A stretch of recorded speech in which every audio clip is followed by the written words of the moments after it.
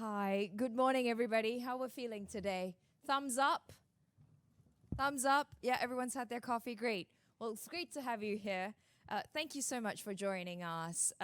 So before we kick off, I'd like to just make a quick note reminding everybody to use the Brella app. You've heard about this, you've seen the emails, so just do it. Sign up, go to the homepage, click on the top left part of the screen, then select Q&A. We would love for this to be as interactive as possible. So it would be great to have as many questions from all of you. Secondly, I'd like to introduce the panel. Today we're speaking on ESG and its impacts on their specific organizations, but also the sector. Richard referenced a bit of banker bashing there, I thought, but a bit of greenwashing. We'd like to be open and have an open forum here. So it'd be great to as I say, have an interactive conversation. So if I may start with our panelists, they all have very long CVs. So I'm just going to put them on the spot, then ask them to be very succinct and describe in their own words, in 30 seconds, what they do and why are they so good at it. Chuka, we'll start with you. Well, I don't know about that, why I'm so good at it. That'd be a bit vain. But I'm head of EMEA ESG and Green Economy Investment Banking at JP Morgan. So I have two roles there. First of all, I lead our global ESG investment banking practice with a colleague in New York. And the green economy investment banking part is I coordinate and lead our green economy client coverage on the investment banking side in Europe, the Middle East and Africa. And I also, my secondary role is I actually oversee our ESG profile as a house here in EMEA. I'm accountable to the ECB, the FCA, the PRA, and I sit on our global governance committees on these things as well.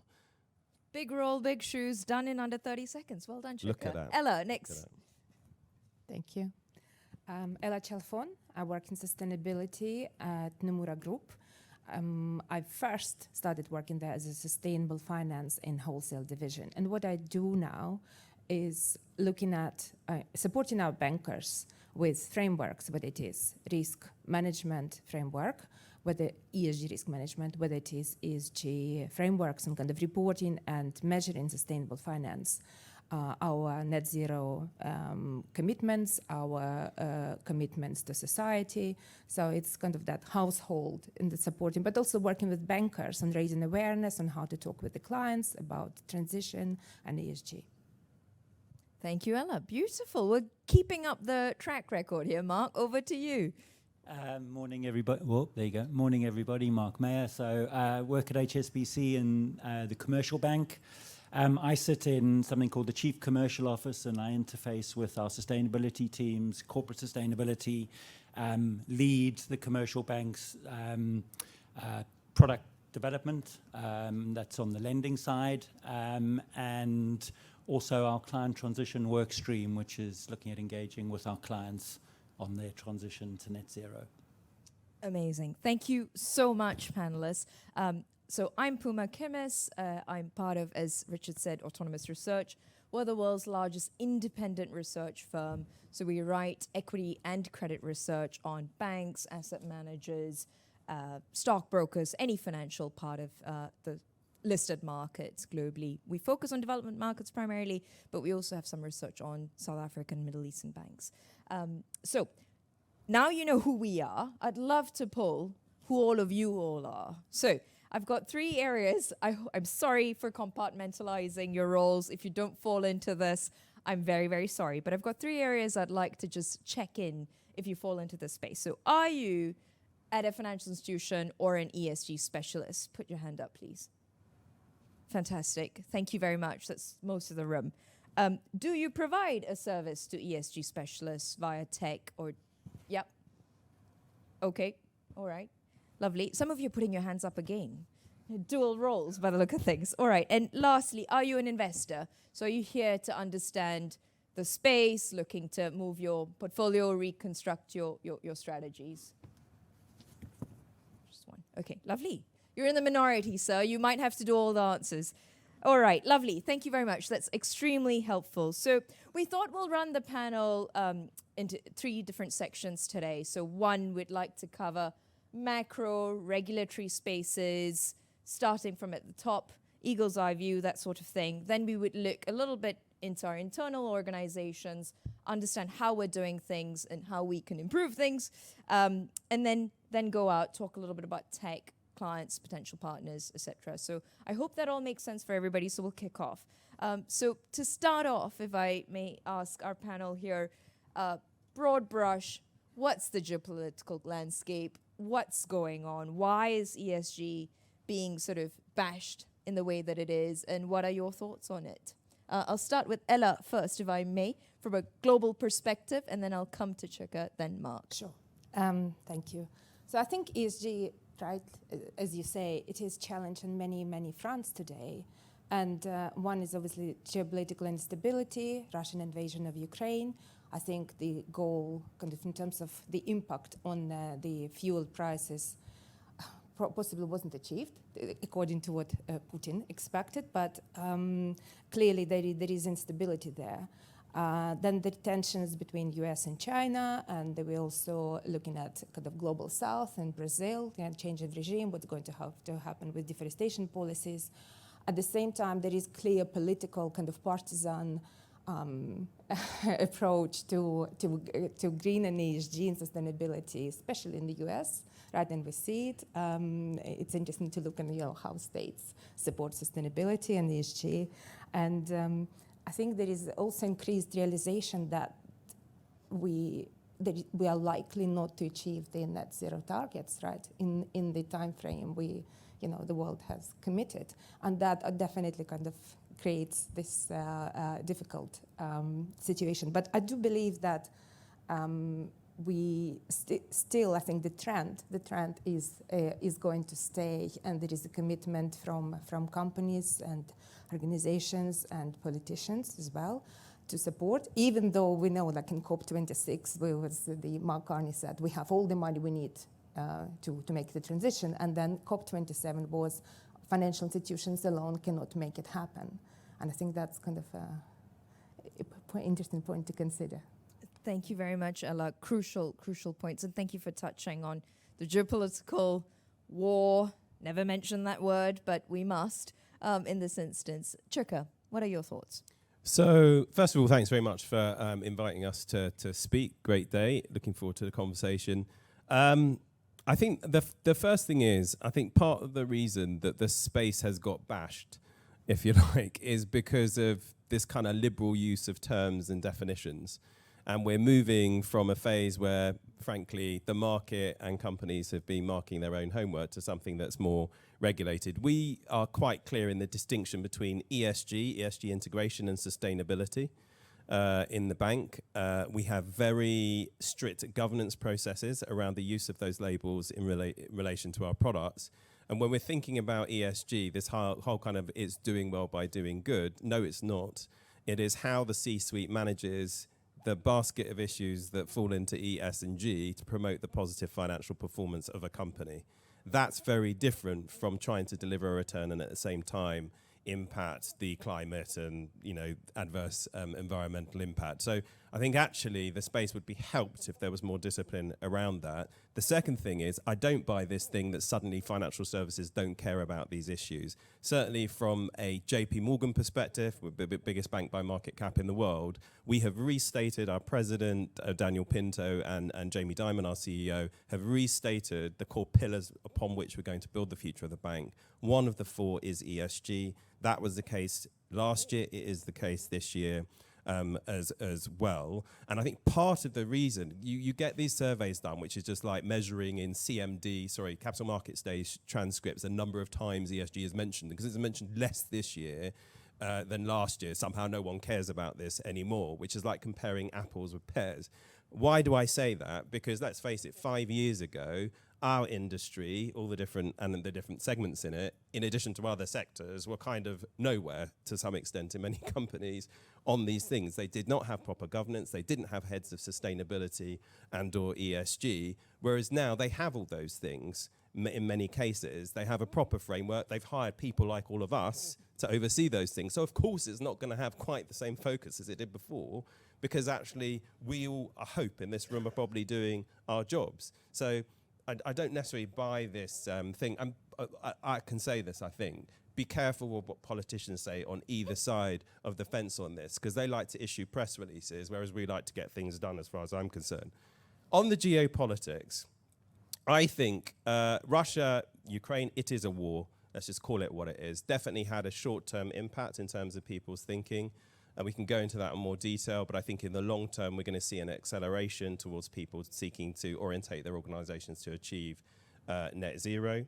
I think China and the supply chain issue coming out of the pandemic, supply chain resilience, people looking to be more self-reliant was one issue. But I think if you look at the Uyghur community discrimination claims and stuff around that issue, that has powered implementation of legislation in the US, in the EU, in domestic states, which I think means that that is becoming very much an ESG issue.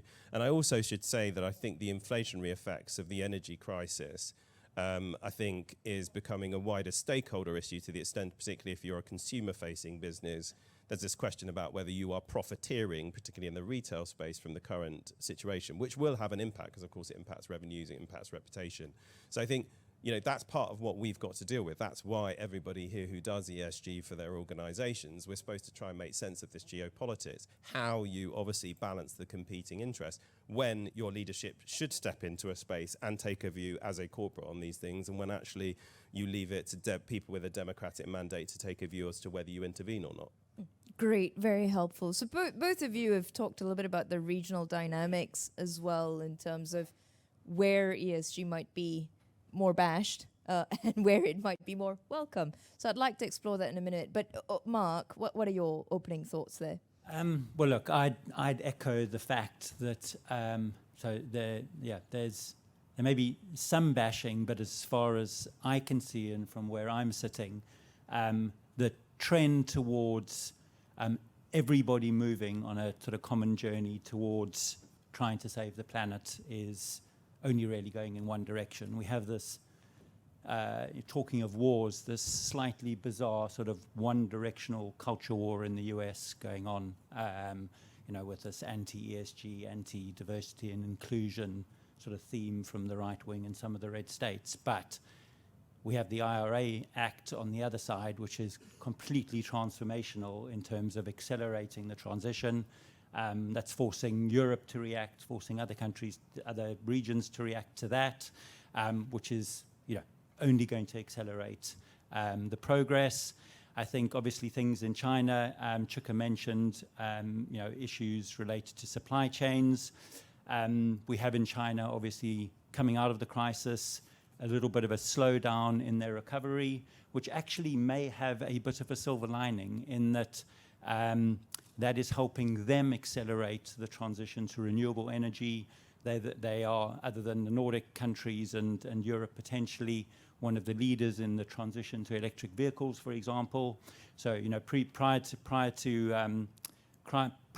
the pandemic, China was having to build new thermal coal-fired power plants just to keep up with the energy needs.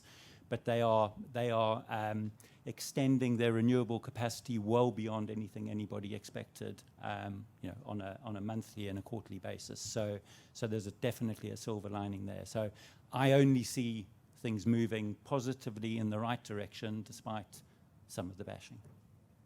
Sunshine on the horizon in that case. And thank you, Mark. You've sort of capped off on a positive note on that. So, well, let's see if you remain sunny as we talk a little bit about the regions and regulatory changes. So, where is sort of regulation in this? Quite a few, most of the room fit around ESG specialists, so everyone, for a better sense of the word, understands what we're talking about here. So in terms of regulation, are you seeing that evolve positively? Are you seeing that evolve negatively? All of you have touched on the regional splits, diverse range of options available from the US, from Europe as a whole, parts of Asia. We didn't talk about Japan, Ella, but could we talk a little bit about how you see regulation evolving over the next 5 years? I'll start with you, Mark. See if you're still as sunny and rosy. I'll do my best. Look, we see regulation accelerating continuously. Again, I do view that very positively. Clearly, it places a big burden on everybody to keep up with that regulation, but all of it, to my mind, is for the better. So I think there's kind of two aspects to the regulation that I'd focus on. So on the sort of corporate side, obviously there's a huge amount going on in terms of reporting requirements that are coming up. I think that's positive.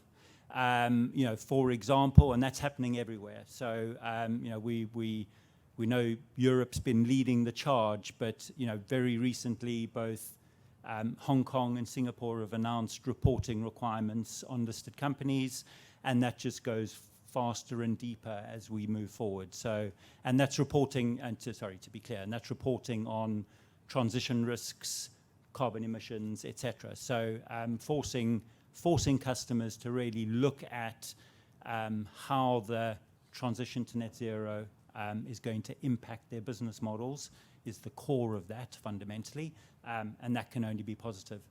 In terms of financial institutions, again, huge focus on financial institutions, making sure that we're able to effectively manage climate risks fundamentally in our portfolios. That's forcing us to really think about how we identify and manage some of those risks. And it's really interesting. A lot of this is really sort of forward-looking. So I thought I'd just sort of one anecdotal example. So, most financial institutions have set financed emissions reduction targets, which is all fabulously positive, of course. But regulators, quite wisely, are sort of focused on some of the potentially unintended consequences of that. So if you think forward, so we've all set these targets to achieve financed emissions reductions by 2030. When we get a few years down the road, 26, 27, when we have huge numbers of loans coming up for refinance for some of those customers who are high emitting, what happens if all banks head for the exit and leave companies high and dry without any financing? So we may be in a position, and we look at that and call that a refinancing risk. So we may be in a position where we are morally obliged to continue to finance companies that otherwise we might not, because they haven't made the efforts we would expect them to be making in reducing their own emissions. So, so we really do need to look forward. Regulators are looking forward, expecting us to understand and be managing these risks. So all of which I think is very positive. Thank you very much, Mark. You've touched a lot. So in terms of what we should be expecting, especially for those focused on who are ESG specialists in this room, reporting requirements is one of the big trends that you think will be changing. Thank you. That's very helpful. And also potential changes around refinancing risks. Ella, what about you? Well, I think regulations, what we've seen recently with CSRD in Europe, right? So there is a balance, right, on push for disclosures, but at the same time, with kind of European commitment, EU commitment to reduce reporting burden on companies, we've seen there is this kind of double materiality introduction, right? And obviously that materiality needs to be proven and audited, but it is kind of, I think there is balance that regulators are trying to find, making sure there are, disclosures, whether it is the transition or whether it is, especially financial institutions, kind of making sure that through the reporting disclosures, companies are transparent about, and there is kind of to eliminate greenwashing. But at the same time, there is logic and practicality approach, which I see recently. And in terms, we didn't touch on Japan before. Nomura is an international company, but we have big presence in Japan. And Japan is the third largest economy in the world. What is interesting there, they have made, for example, TCFD mandatory if you have premium listed on Tokyo Stock Exchange. But also what they've done, and it's less kind of about regulation and reporting, it's more about enabling industry, which is quite heavily fossil fuel dependent. And after Fukushima, obviously there was a kind of, for 10 years, there was a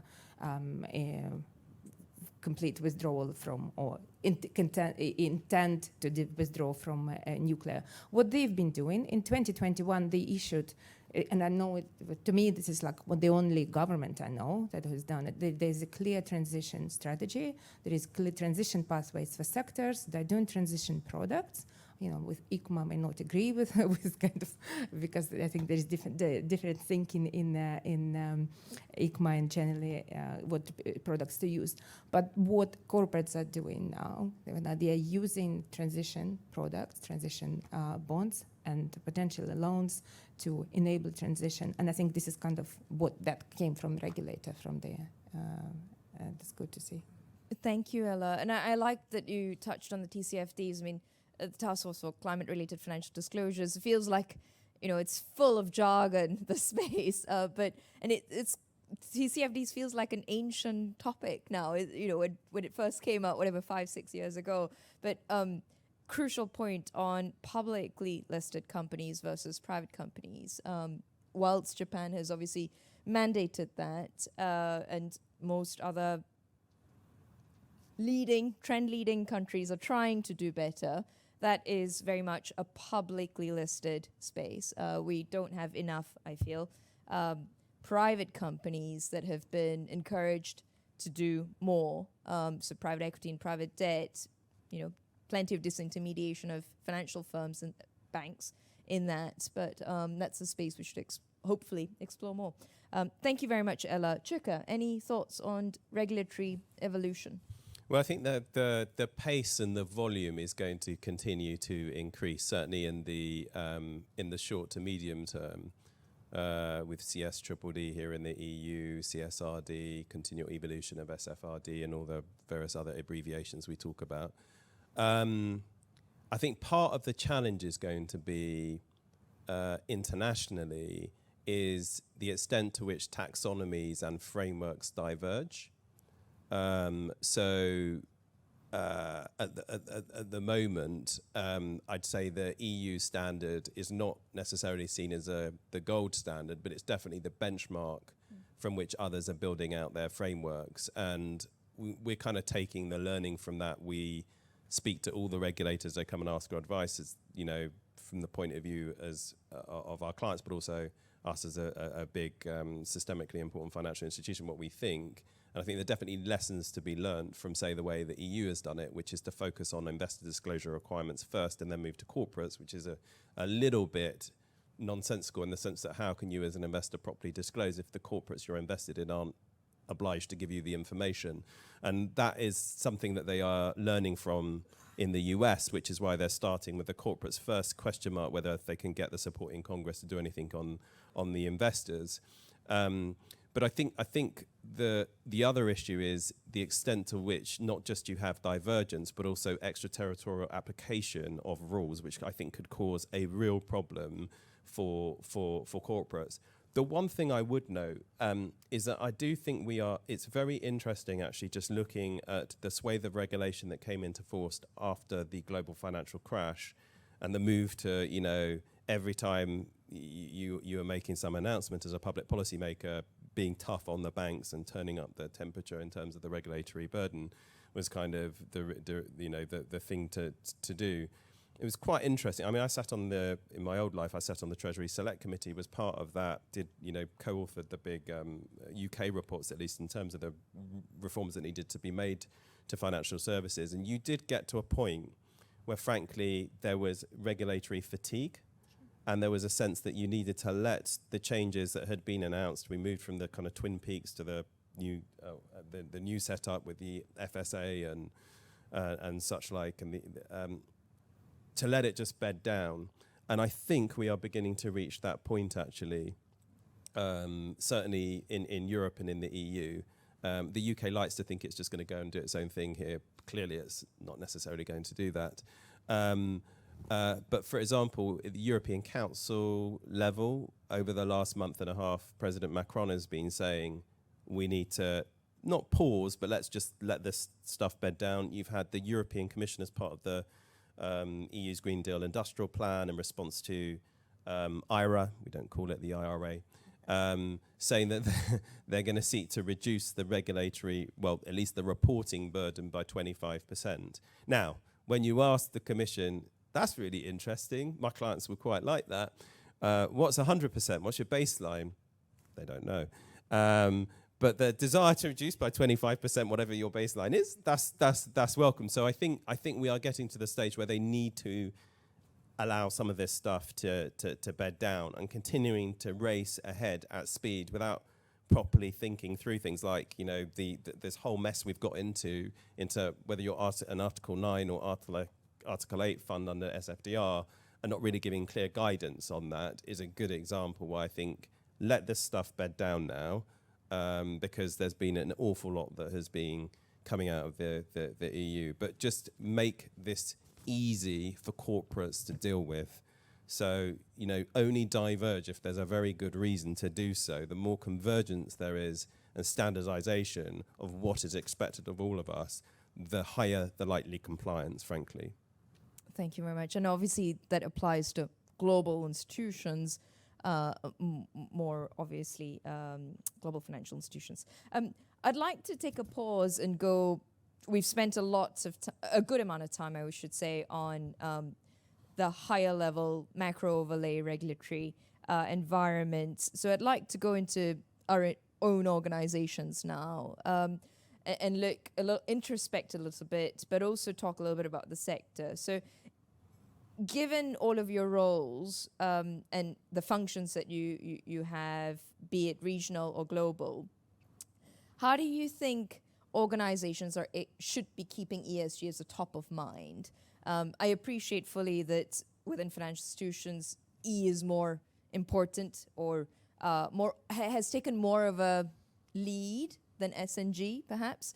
But how do you see, your firms or the sector doing, leading the way, making ESG relevant in your workforces, in your teams, your processes, your corporate culture? I'll start with you, Chuka. So I think the first thing is, I think the leadership and message has to come from the top on this. If it's not seen as a priority for your exco or your management committee, whatever you call it, we could have an operating committee, and in particular the leader of your organization, it will not be prioritized by everyone else further down the chain. And I mean, this has been properly taking account of environmental, social and governance considerations goes to the heart of our conception, frankly, of Jamie's conception of how we build stakeholder value, and most importantly, give the very best service to our clients. Because without managing those issues appropriately, we don't have a healthy, efficient, functioning company and bank. So it's really got to come from the top. And he actually chaired the US Business Roundtable when they came out with the kind of, if you like, the reformulation of what it is a corporation exists to do, and kind of thought about, it was certainly seen, I suppose, as a kind of move away from the shareholder primacy, Milton Friedman kind of model of business operating to something different, more modern, more appropriate to managing all the various different stakeholder demands. So I'd say that's the first thing. I think the second thing is that it cannot be ghettoized with the various different sustainability and or ESG functions that you have in the bank. If it's a bank that you're part of, it needs to be made a priority for every single banker. And frankly, I mean, I'm an investment banker. I'm the investment banking, not the sales and trading side of our business. And certainly for all of our investment bankers, this is an absolute priority. And frankly, most of the major industry sector specialist teams in investment banking, if you're not covering this off and your bankers don't understand it, they are not doing their jobs properly.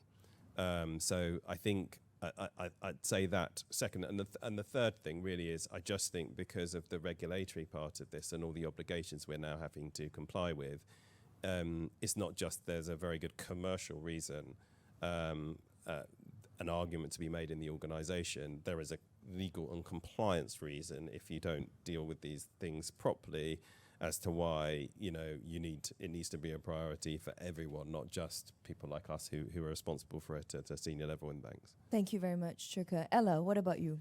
Well, when I joined Nomura, I learned about this Japanese principle called Sampai Yoshi. When the trade is good, is when it's good for the for the buyer, for the seller, and for the society. So it's an interesting concept, and it formed part of Nomura's founder principles. And this is, as Chuka said, that is the message from the top, right? And that's why I also don't like the term ESG. I prefer sustainability, because sustainability is about recognizing positive and negative impacts you are having through everything you do or don't do, right? And that is the message, again, or the drive which comes from the management, from top down, then cascaded, and needs to be supported through, obviously, raising awareness, education, training, but also it starts with financial incentives, right? And we're still figuring out, how to do it from the top level. Our top level management do have sustainability targets as part of their global scorecard. I think selecting which targets are relevant for you and which one you can influence is very important, especially when it moves to the middle-level management, because the scope of impact one person can have might differ from whichever role they are. So that's what we are doing, trying to figure out how it works, but further down the chain. But it is definitely one of the, despite all the we discussed geopolitical issues, definitely sustainability is very important for Nomura. It has been for almost 100 years now, and it will continue to be. Thank you very much. Financial incentives certainly help. That much is true, at least from the research we've undertaken. 2 housekeeping points before I come to Mark. For those of you stood at the back, if you are looking for a seat, there are plenty here at the front. Come on through the sides that way or this way. We don't bite, we don't spit either. So please come on forward to the front and grab a seat. And while you do that, just a quick one on the Brella app. I'm looking at the questions. They're looking a little sparse. So if you've got questions, thoughts for us, please ping that through. Otherwise, we will crack on and have a merry time on the panel over here amongst ourselves. Mark, over to you. So yeah, I would echo tone from the top is fundamental to this. So working in the commercial bank at HSBC, we've got something in the region of 1.4 million corporate customers. We've been very clear. The message from the CEO is we will help all of those customers transition. And at the heart of that is really understanding their transition plans. So for us, ESG and sustainability, a lot of the focus sort of necessarily at the moment, I think, is on E and on very particularly on sort of the climate aspect of E and the climate transition. But having said that, biodiversity, etc., biodiversity loss is also very, very fundamental to that, and there's an awful lot of thought going into that. But really deepening what we're doing on sustainability and embedding it into everybody's thinking and into our culture is sort of at the heart of what's happening at HSBC. I think for us, the process of engaging with customers is a huge opportunity. It's deepening relationships. It's forcing frontline bankers to understand their customers much better, what their customers' journey is, what their customers' goals and objectives are. So, that's hugely positive. So for us, I think, it's not been difficult to make sustainability something that resonates with everybody in the organization. I think everybody, certainly that I speak to, gets it, wants to do the right thing. I think part of the problem is creating capacity, really. Everybody has got an awful lot on their plates, particularly frontline bankers. And how do we give them the capacity to learn, to have the time to learn and do the right things for their customers, because they just have an awful lot on their plate. So I guess cultural embedding, but improving processes, not making this a massive burden and a box-ticking exercise, such that we can extract all of the positives that can be extracted from this journey that we're all on. Fascinating point on capacity creation. Ultimately, it's curating an ecosystem that works and encourages and integrates ESG. That's very, very helpful. Thoughtful comments from all of you there. Thank you. I've got just under 10 minutes on the clock, but I'm also aware that we need to finish by 9:45. So I'm just going to check. Are we still good for 10 minutes, Oscar? Or we're good? Okay, lovely. In that case, we'll press on. So just switching gears now then into external stakeholders. What are you excited about? What are your partners, your clients excited about? Could we just talk a little bit about innovations, tech, data, whatever? Feel free to speak on whatever that's on your mind. But what are the sort of innovations that you're seeing in ESG? Is it the sort of products that your firms are coming up with? Is it, as we just discussed, the ecosystem that's changing? And I'll start with Ella, if I may. Sure. We had just a little exchange before this panel. And I think innovation in various sectors is really exciting, right? And I get it. Well, I don't work very rarely directly with the customers, even though I'm a investment banker by background. But we have this investment banking team, and Numo acquired GreenTech advisor M&A boutique in 2020, and we now grew the team out of the US and Europe. Now they work in Asia too. 150 bankers who work on really exciting deals, right? So, and it is developments in agri-tech. They were looking at the vertical air force, electric vertical air force, right? In where they were doing kind of capital raising, and they all are really exciting. But when it comes to, we also see quite a lot of our clients in Asia, so Asia excluding Japan, and in Japan actually we're really looking at what are those technologies, and we have this 150 bankers who can really, they're divided kind of by sectors.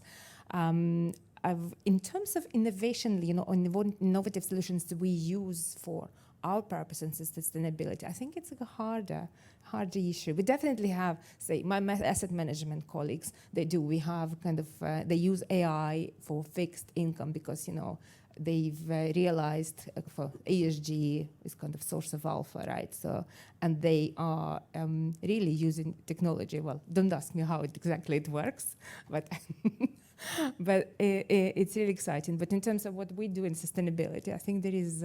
I'm looking forward to hear from others. What is it that your innovations that you're looking for and you find useful? Thank you. Mark, would you like to go next? Well, it's just unbelievably exciting, really, the amount of innovation that's going on in a whole bunch of different ways. So clearly we have, the external innovation, all of the just amazing things that are going on in the world to support the transition. We, and we as a firm, hugely supportive of that. Very interestingly, using the term innovation, we announced this week the creation of HSBC Innovation Banking, which is the unit we've created with the acquisition of SVB. The goal there really is to help clients, from garage through to IPO, through helping scale those, helping those new businesses come to market, scale their businesses, that are providing the critical technologies that will help fundamentally save this planet at the end of the day. So that side of it's just incredibly exciting. Working in a bank, for example, within our sort of climate transition center of excellence, we've been hiring scientists from industry and academia, head of power systems and battery technology and electric vehicles, etc. And so there are just so many new and interesting, incredibly smart people to engage with, infinite amounts of learning, rabbit holes to go down. So it's just an incredibly exciting space. I think if you've got an inquiring mind and always want to learn, it's just an amazing space to be in. So I think banks, certainly HSBC, we're taking advantage of this opportunity to innovate. Clearly, the data challenges that are created by what we're doing, create new challenges. There are definitely significant opportunities for FinTechs and other sort of climate technology firms to help corporates, help banks with some of the challenges that we face collecting and managing the data that we need to collect. Mark, so while you're just on that, thank you for the slew of questions. Just as I said they were sparse, now I'm scrolling, and we've got a whole bunch. So just while you're talking about that, can you jump into two areas, please? One is just talking about biodiversity, which you mentioned earlier. Someone here is asking, how are you integrating biodiversity into your sustainability strategy? But then secondly, this question I like, and I'd like to pose this to all of you. How can we avoid a run into a data mess? Do we call for standards or something else? So let's go with biodiversity. Just quick 30 seconds on that, and then if we can talk about data, please. Yeah, I think it's kind of a bit of a maturity curve. So there's a lot of thinking in going into how we do incorporate biodiversity loss into all of the things that we're doing. I think the ECB's been very forward thinking on that. There was an interesting article in the FT just last weekend, many of you may have read, where they estimated that 72% of corporates in the EU have a financial impact as a result of biodiversity loss, i.e. they rely on biodiversity in their business. So I think the world's probably at the early stages of the thinking of really bringing it into what we do, but it's clearly a topic of great interest. Data mess, quick fire responses. I mean, one thing I would just say, let me just touch on the technology point, and then it's connected to the data one as well. I mean, look, it is exciting, but it's also urgent and existential, because I think we've got the technology which will enable us to get on a net zero pathway by 2030. It's a question of funding and commercializing it and scaling it up. We don't have the technology that will see us through to where we need to be by 2050. And so, I mean, it's not just exciting. It's kind of like if the technologists don't achieve what we want them to achieve, we're all kind of screwed. I could use a more fancy word, but I won't. And that's one of the reasons why we have this target to finance and facilitate $2.5 trillion to deliver against the UN Sustainable Development Goals. But $1 trillion of that $2.5 trillion is to advance climate solutions. And it's all about searching out the companies across all the different green economy verticals that are doing the technology that I'm talking about and making sure that they get their funding. And so far, since 2021, we've raised more than $170 billion now for companies sitting in that space. I think the second thing, in terms of what excites me most, if we want to talk about being excited, is any technology, frankly, that goes to reduce the green premium. Because I think that will have an outsized impact on our capacity to hit the targets. And I'm thinking of the different heavy industrial, hard-to-abate sectors where we just don't have alternatives to doing things in a kind of fossil fuel way at the moment. So any technology that speeds up that process, for example, makes green hydrogen more viable, cheaper, and so forth, I think is really, it's like that, it can really make a massive difference. And on the data front, that is the perennial challenge here. And I think one of the things that we can do is standardize and simplify the data. So our security services business has just this week, actually, we've launched a sustainable investment solution on our Fusion platform, which allows you to take the ESG data from all the ratings agencies, standardize it so it makes it comparable and enables you to make better and quicker judgments across your portfolio. And we're looking at lots of things that we need ourselves as well. So we have we have various bankers working on climate tech to service clients who need to raise capital. But for our own purposes, we have a kind of corporate investment bank climate tech unit, which looks at strategic investments and partnerships in this area to help us and also help us give a better service to our clients. One simple thing, frankly, it may not be music to the ears of the service providers here, because it's probably quite a good way of getting more business out of us than you otherwise might do. But I think certainly if you're the size of a JP Morgan or say an HSBC, centralizing your ESG data procurement is key. We have lots of people trying to sell the same product to our different lines of business. Like, we're 290,000 plus people across the world.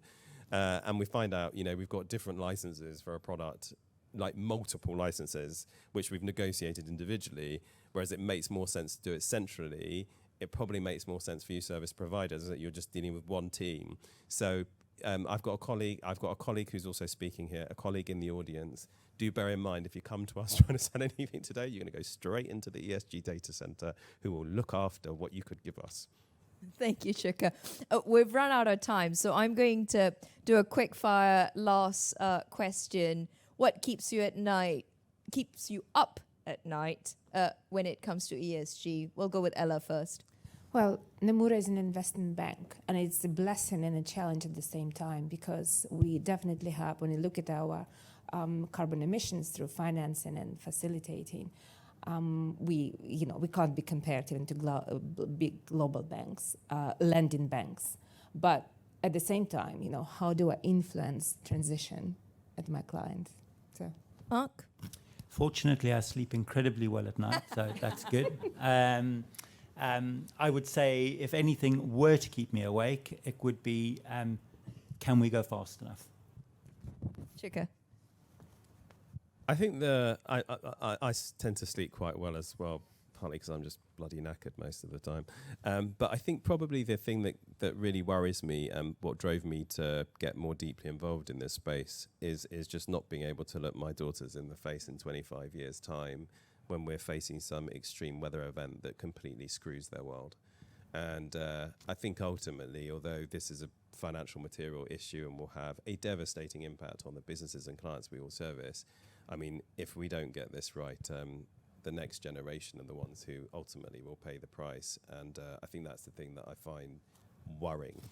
And the thing is, when people get the urgency is often in the wake of a climate-driven extreme weather event, like we saw in Australia with the wildfires, in Germany with the floods, and then suddenly there's this kind of surge in kind of citizen demand for change, which is why you had green governments essentially elected in Germany in 2021 and in Australia last year.